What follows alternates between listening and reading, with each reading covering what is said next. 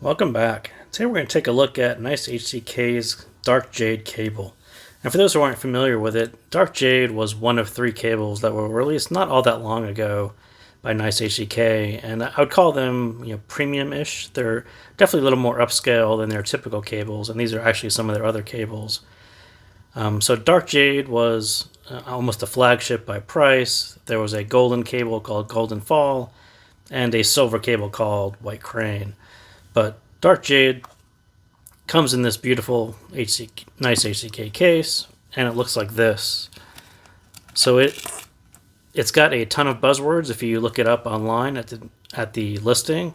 So this is silver-plated OCC Litz structure with a graphene coating on it.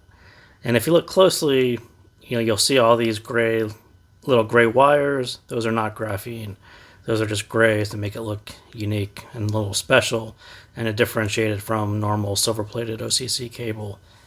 But this one is one solid, thick cable, and we'll look at it in comparison to the other cables in a second. But let me just open it up and we can kind of step through, what this one looks like.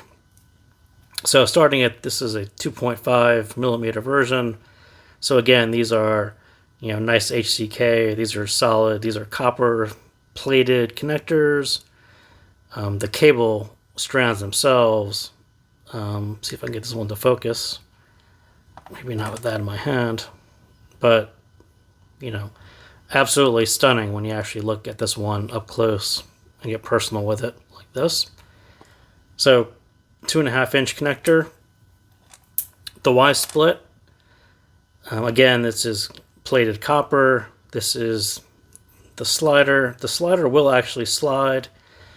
Is that going to move from where it is? Nope, it is pretty much stuck there because of how thick this guy is. And if we look at each strand here, these are, to have these wrapped around your ear, you do have to consider these are a little thicker than normal, and it's going to sit on your ear and you're going to know it's there. These aren't like very thin, blonde, weightless wires. These are thick, chunky. They're a bit weighty, not super ropey. They've got a really nice clear coating on them, so they're sort of plasticky, still flexible, but not nearly as ropey as we'll get to as some of the other ones. And then on a 2-pin side, so on this one we do have ear guides, which isn't something that you find on every NiceHCK cable. And these are 2-pin, again, in chrome-plated connectors, so quite nice. So as I said, this one is, quite thick and ropey. And if we look at, so this was, going back to some of the first 16-core cables that I purchased, which were NiceHCK.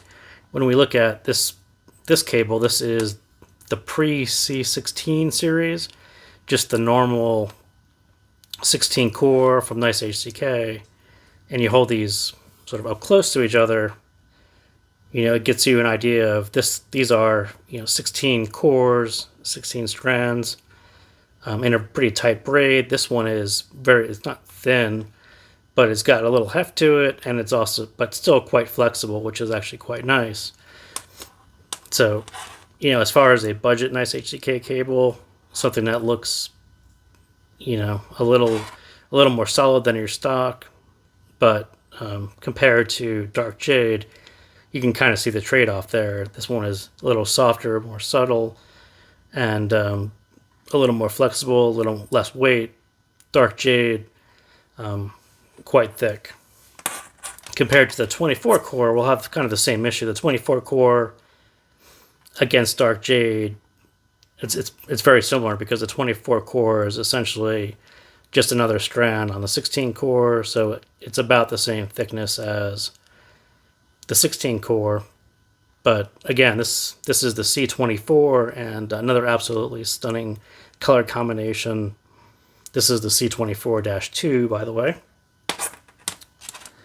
And then something in the more affordable range, this is the NiceHCK LitzOCC cable. And I think it actually says LitzOCC on here somewhere. Yeah, there you go, LitzOCC. So again, this is OCC copper, Litz structure. So a little bit, they're both Litz, This is sort of a different, this is 4 cores in a looser braid. Again, this is eight cores in a tighter braid, and it also has a graphene coating. So, but the LitzOCC is yet another one of my favorite cables, and I kind of keep that one handy. It's just a very nice budget cable as well.